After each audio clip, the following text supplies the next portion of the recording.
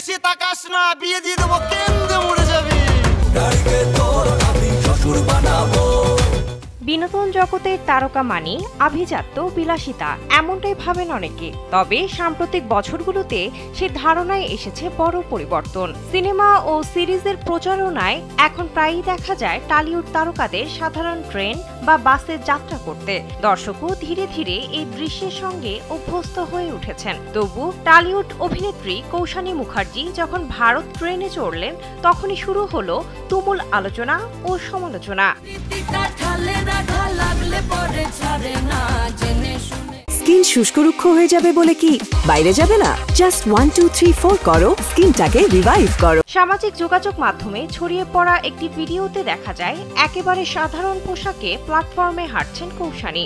এমন সময় সাংবাদিকরা তাকে প্রশ্ন করেন ট্রেনে চড়ে তার অনুভূতি কেমন।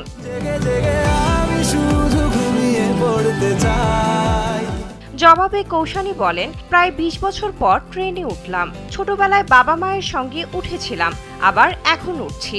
সত্যি একেবারে আলাদা অনুভূতি হচ্ছে, যা ভাষায় প্রকাশ করা যাবে না।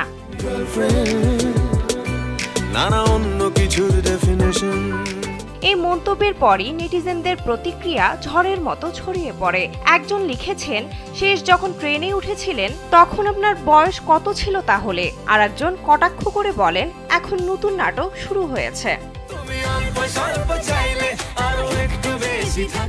তবে সমালোচনার মাঝেও অনেক ভক্ত কৌশানীর পক্ষে কথা বলেছেন। তাদের মতে, একজন জনপ্রিয় অভিনেত্রী হয়েও সাধারণ মানুষের মতো ট্রেনে ভ্রমণ করা এটাই ইতিবাচক দৃষ্টান্ত।